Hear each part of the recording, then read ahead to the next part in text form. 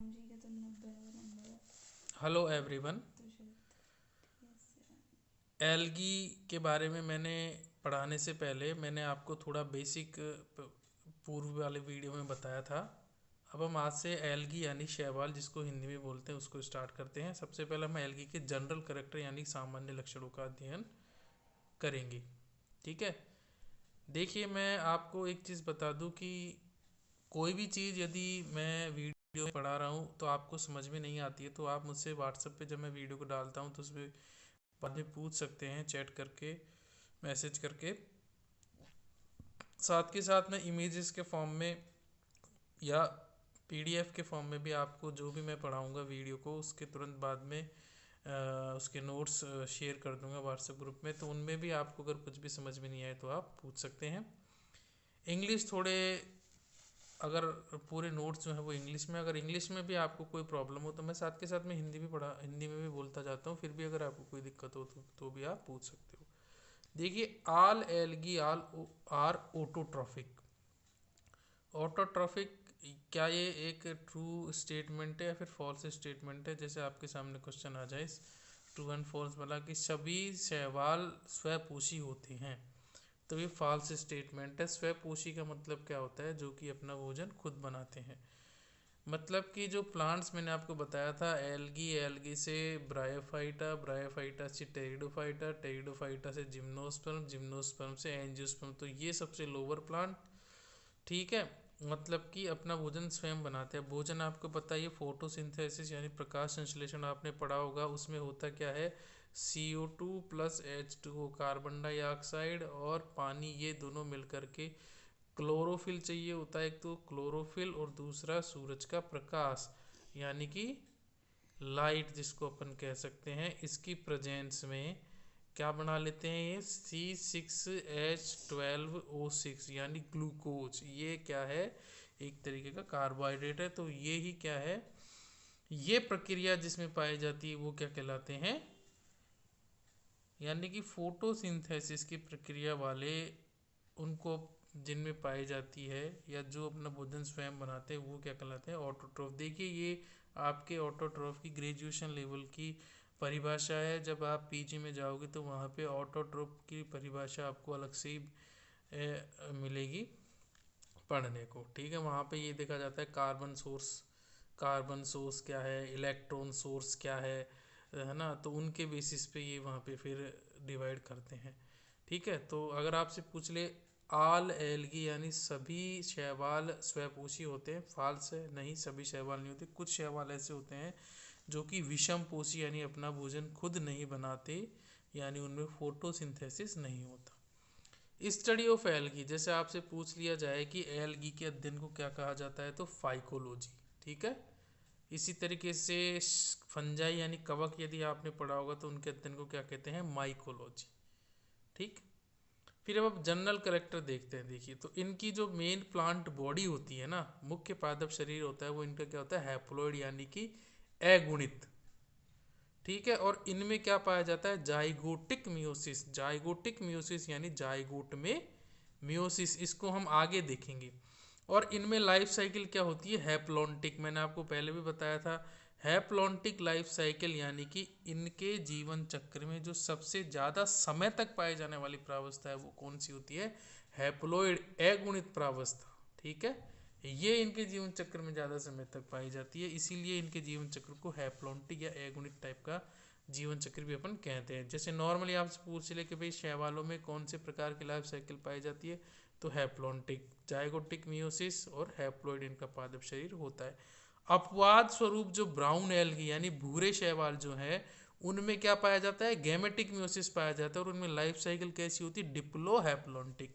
अब आप देखिए, डिप्लोहैप्लॉन्टिक दोनों ही टर्म आ गई। मतलब कि अब इसमें क्या देखना है आपको? पहले क्या आ रहा है? पहले क्या आ रहा है यहाँ पे? डिप्लो, यानी कि जो चीज पहले आती है वो वाली प्रकार की अवस्था उस एल्गी के जीवन चक्र में ज़्यादा समय तक पाई जाती है। अब यहाँ पे पहले क्या आ रही है? डिप्लो। डिप्लो का मतलब क्या होता है? द्विगुणित, यानी कि जो ब्राउन एल्गी होती है इनके जीवन चक्र में द्विगुणित प्रावस्था अधिक समय तक पाई जाती है, इसलिए इनके जीवन चक्र में जो डिप्लो हैप्लोनिटिक है उसमें डिप्लो क्या है पहले है, हैप्लोनिटिक बाद में, यानी हैप्लोनिटिक यानी कि इनमें अगुणित प्रावस्था भी पाई जाती है परंतु वो बहुत ही कम समय के लिए पाई जाती है। अब इसमें भी अपवाद है, मतलब कि जो एल्गी में नॉर्मली तो ये अवस्था पाई जाती है, उसका अपवाद तो क्या हो गया ब्राउन एल्गी, और इसमें भी अपवाद है क्या कि जो फ्यूकस एक ब्राउन एल्गी है, ठीक है, मतलब ब्राउन एल्गी जो भूरे शैवाल हैं उन्हीं में से उसका एक उदाहरण है फ्यूकस। उसमें कैसी लाइफ साइकिल पाई जाती है डिप्लोन्टिक, यानी यहाँ पे केवल और केवल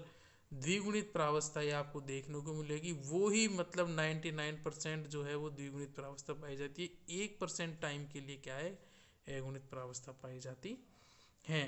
अब आप देखिए एल्गी जो है ना अन्य जितने भी पादप वर्ग मैंने अभी आपको बताए थे उनसे डिफरेंट है। किस चीज में डिफरेंट है कि यहाँ पे प्लांट बॉडी जो है वो क्या होती है थैलोइड होती है।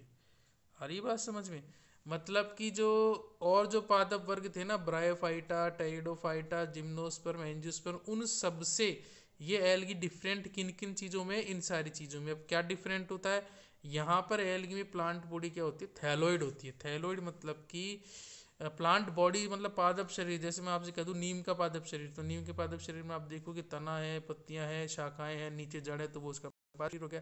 इसी तरीके से एल्गी का पादप शरीर क्या होता है थैलोइड। अब आपसे थैलोइड की परिभाषा पूछ ले एग्जाम में, तो थैलोइड का मतलब होता है कि ऐसा पौधा जिसमें जड़ तना पत्ती नहीं हो। तो यहाँ पे पादप शरीर में जड़ तना पत्ती नहीं पाई जाती है। दूसरे आते हैं यहाँ पे सेक्स ऑर्गन्स यानी कि जनन अंग, तो यहाँ पे जनन अंग एक कोशिकीय भी हो सकते हैं या फिर बहुकोशिकीय भी हो सकते हैं। तीसरी सबसे मेन इंपॉर्टेंट चीज जो आती है वो यहाँ पे यही है कि each cell can form gamete, यानी शैवालों के जो शरीर होता है ना उसमें कोई सी भी कोशिका है वो गैमेट यानी युग्मक बना सकती है। अब जैसे हमारी बॉडी ले लो, हमारी बॉडी में कुछ विशेष अंगों में ही युग्मक बनते हैं, जैसे कि मेल की अगर बात करें तो टेस्टिस यानी वृषण में, और यदि फीमेल की बात करें तो वहाँ पे अंडकोश में यानी कि अंडाशय में। परंतु यहाँ पर जो है वो इनके पूरे के पूरे पादप शरीर की कोई सी भी कोशिका क्या बना सकती है गैमेट यानी युग्मक बना सकती है। मतलब यहाँ पे ऑल सेल्स आर फर्टाइल, मतलब यहाँ पे पादप शरीर की सारी कोशिकाएं क्या है जननक्षम में फर्टाइल है। ठीक है, अब आप देखो पीढ़ी एकांतरण। पीढ़ी एकांतरण मैंने आपको पहले बताया था कि भाई जैसे कि हैप्लोइड प्रावस्था, फिर द्विगुणित प्रावस्था, हैप्लोइड से डिप्लोइड, डिप्लोइड से हैप्लोइड, ये इस तरीके से पीढ़ी एकांतरण हो गया। तो यहाँ पे जो पीढ़ी एकांतरण होता है ना अल्टरनेशन ऑफ जनरेशन, जनरेशन यानी क्या होती है पीढ़ी, और अल्टरनेशन का मतलब क्या हो गया एकांतरण। ठीक है, एकांतरण ऑफ का मतलब का, तो एकांतरण का पीढ़ी का, तो पीढ़ी का एकांतरण यानी पीढ़ी एकांतरण यहाँ पे क्लियर नहीं होता है एल्गी में। ठीक है, अब आप देखो यहाँ पे दो प्रावस्थाएं मैंने आपको बताई थी, एक तो होती है गैमेटोफिटिक प्रावस्था यानी युग्मकोद्भिद प्रावस्था, जिसको कि अपन हैप्लोइड एन से भी डोमिनेट करते हैं, और वो ही यहाँ पे डोमिनेंट होती है। डोमिनेंट यानी ज़्यादा समय के लिए रहती है। ठीक है, दूसरे इन शैवालों की जीवन चक्र में स्पोरोफिटिक प्रावस्था यानी बीजाणुविधिक प्रावस्था भी पाई जाती है, जो कि डिप्लॉयड होती है, और ये नेग्लिजिबल यानी बहुत ही कम टाइम के लिए होती है। अब दूसरी ये जो दोनों प्रावस्थाएं होती है ना वो एक दूसरे से फ्री रहती है, मतलब कि ना ही तो ये गैमेटोफाइट इसके ऊपर निर्भर रहता है और ना ही ये स्पोरोफाइट इस गैमेटोफाइट के ऊपर निर्भर रहता है। अब निर्भर किन चीज़ों के लिए होता है, नॉर्मली क्या होता है ये चीज़ मैं आपको पहले ही बता चुका हूँ कि कोई से भी पादप को गैमेटोफिटिक यानी युग्मकोद्भिद और स्पेरोफिटिक यानी कि बीजाणुविद या फिर डिप्लॉयड, ये किसी भी पादप की जीवन चक्र में दोनों प्रावस्थाएं आपको देखने को मिलेगी। यहाँ पे फ्री या फिर डिपेंड का मैंने मतलब क्या बताया, जैसे कई पौधों में जैसे आप ब्रायोफाइटा में देखोगे जो स्पोरोफाइट होता है ना, ये वाली प्रावस्था इस गैमेटोफाइट के ऊपर निर्भर रहती है भोजन, पानी और आवास के लिए। तो तीन चीज़ें होती है भोजन, पानी, आवास, इनके लिए या तो निर्भर हो या फिर फ्री हो। कुछ में क्या होता है कि केवल दो चीज़ भोजन पानी के लिए निर्भर, कुछ में किसी भी चीज़ के लिए निर्भर नहीं रहते, एक दूसरे से बिल्कुल फ्री, जैसे कि यहाँ एल्गी में ये दोनों एक दूसरे से बिल्कुल फ्री है। फिर अब आप देखो यहाँ पे ऑल थ्री टाइप्स का रिप्रोडक्शन। अब हम देखेंगे जनन, तो जनन क्या होता है नॉर्मली पादपों में तीन प्रकार का जनन पाया जाता है, इसको हम डिटेल में आगे और दूसरे चैप्टर्स में देखेंगे। एक तो होता है वेजिटेटिव यानी कायिक जनन, एक होता है एसेक्सुअल यानी कि अलैंगिक जनन, और एक होता है सेक्सुअल यानी कि लैंगिक जनन। वेजिस ये तो दोनों के प्रकार के जनन है ना, एसेक्सुअल और सेक्सुअल। सेक्सुअल तो आपको नॉर्मली होगा देखा ही होगा, सेक्सुअल में क्या होता है नर युग्मक भी बनता है और मादा युग्मक भी जो है वो बनता है और वो दोनों फ्यूज होते हैं, फ्यूज होकर के जायगोट बनता है, जायगोट से फिर वही आगे चल के पूरा नया डेवलपमेंट होता है। जैसे आपने जूलॉजी में देखा होगा तो वहाँ पे, या फिर अपन एनिमल्स की बात करते हैं, वहाँ पे लैंगिक जनन पाया जाता है। नर अलग होता है, मादा अलग होती है। नर में तो नर युग्मक बनते हैं, मादा में मादा युग्मक बनते हैं, फिर वो दोनों मिलते हैं नर युग्मक, और फिर वो निषेचन, वो पूरा सब कुछ सेक्सुअल लैंगिक जनन होता है। और वो भी लैंगिक भी 3 प्रकार का होता है, आइसोगेमस, एनाइसोगेमस और ऊगेमस। अलैंगिक जनन में क्या होता है कि यहाँ पे नर और मादा होते तो अलग अलग हैं, परंतु यहाँ पे जो नर युग्मक और मादा युग्मक बन रहे हैं ना, वो दोनों आपस में फ्यूज नहीं होते, मतलब दोनों आपस में संलयन नहीं होते। यहाँ पे अलैंगिक में क्या होता है, नर युग्मक अकेला ही एक नए पौधे का निर्माण कर दे, या फिर मादा युग्मक अकेला ही एक नए पौधे का निर्माण कर दे, ठीक है।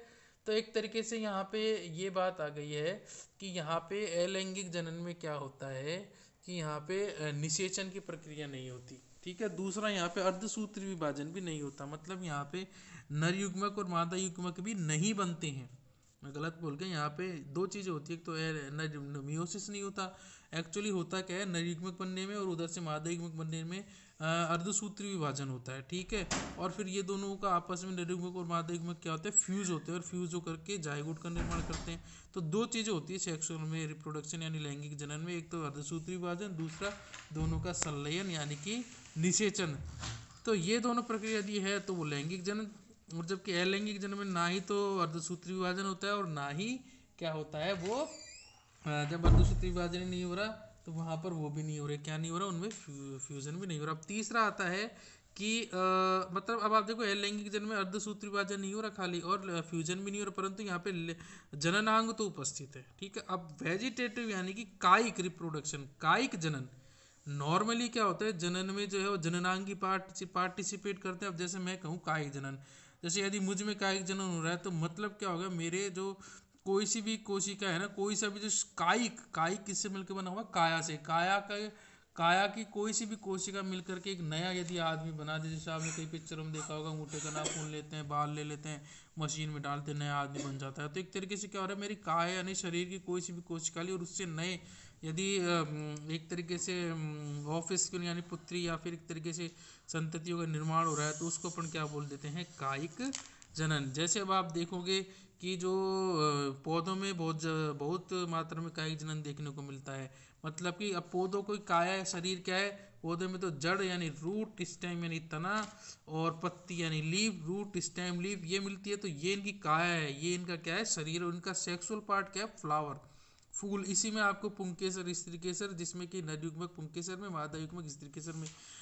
तो ये वाला पार्ट तो क्या है इसका, जननांग वाला पार्ट है, पर ये वाला इसका रूट स्टेम लीफ ये क्या है, इसकी काया यानी शरीर है। यदि इनकी कोई सी भी कोशिका नए पौधे का निर्माण कर दे तो उसको अपन क्या बोल देते हैं, कायिक जनन। तो ये तीनों प्रकार का जनन जो है वो शैवालों में आपको देखने को मिलता है, ठीक है। अब आप देखो एक चीज इंपॉर्टेंट कि मेल सेक्स ऑर्गन यानी कि नर जनन अंग को तो शैवाल में क्या बोलते हैं, एंथीडिया, और मादा जनन अंग को यहाँ पे क्या बोलते हैं, ऊगोनिया। ये ध्यान रखिएगा, ब्रायोफाइटा में नर जनन अंग और मादा जनन अंग को हम अलग अलग नामों से पुकारते हैं या अलग अलग नामों से जानते हैं, ठीक है। अब ये देखिए ये दोनों ही क्या है, यूनिसेलुलर और नॉन जैकेट, जैकेट नहीं पाया जाता। जैकेट एक तरीके से क्या होता है, जनन अंग के चारों तरफ एक आवरण पाया जाता है जो उन जनन अंगों को सुरक्षा प्रदान करता है। तो नॉन जैकेट यानी यहाँ पे वो आवरण शैवालों में उपस्थित नहीं होता। और होते कैसे हैं वो, यूनिसेलुलर यानी कि एक कोशिकीय। जनरल बात हो रही है। अपवाद स्वरूप देखिए, अब आप अपवाद स्वरूप देखिए, कारा क्या है, इसका अपवाद है। वहां पे जो मेल सेक्स ऑर्गन यानी नर जनन अंग होता है उसको तो क्या बोलते हैं अपन, ग्लोब्यूल। और जो फीमेल सेक्स ऑर्गन यानी मादा जनन अंग होता है उसको अपन क्या बोलते हैं, न्यूक्यूल। ये कारा ही एक ग्रीन एल्गी यानी कि हरित शैवाल है, ठीक है। अब यहाँ पे देखिए ये तो अपवाद हो ही गया, क्या है अपवाद स्वरूप, यहाँ पे मल्टी सेलुलर यानी बहुकोशिकीय और जैकेट युक्त जनन अंग पाए जाते हैं, ठीक है। फिर अब आप देखो क्लेमाइडोमोनाज, ये एक जनरल टर्म यहाँ पे आई है, क्लेमाइडोमोनाज। ये भी एक एल्गी है, वो भी कैसी है, इसमें क्या है, सेक्सुअल रिप्रोडक्शन का डेवलपमेंट आपको दिखाई देता है, ठीक है। इसकी जो स्पीसीज है ना, कारा की अलग अलग जातियों में आपको तीनों प्रकार का जनन अंग जो है वो देखने को मिलेगा, ठीक है।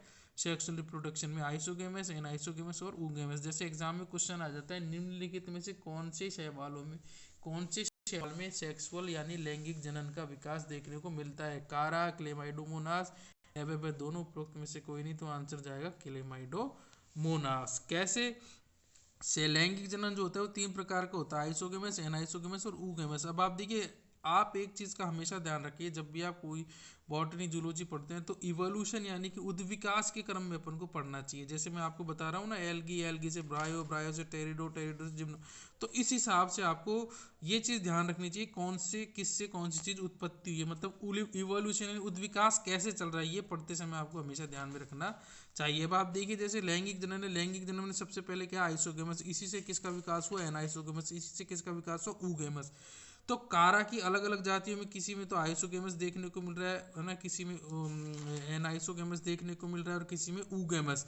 तो मतलब कि इस जाति से इस जाति की उत्पत्ति हुई और इस जाति से इस जाति की उत्पत्ति हुई। क्यों? क्योंकि जननांग लैंगिक जनन का विकास यदि हम देखते हैं तो आइसोगेमस से एनाइसोगेमस विकसित हुआ, एनाइसोगेमस से ऊगेमस विकसित हुआ। तो जब ऐसे विकसित हो रहा है तो हो सकता है ये एल्गी, ये वाली एल्गी जो है वो इससे विकसित हुई हो और ये वाली जो एल्गी है वो इससे विकसित हुई हो।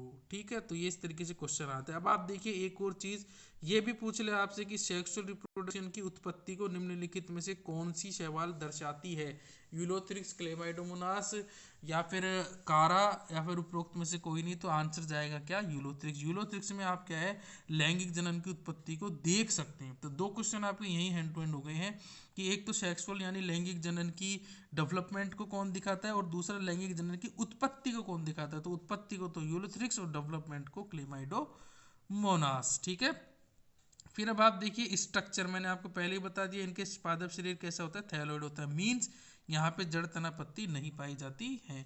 अब बाकी के जनरल कलेक्टर्स को हम अगले वीडियो में अध्ययन करेंगे।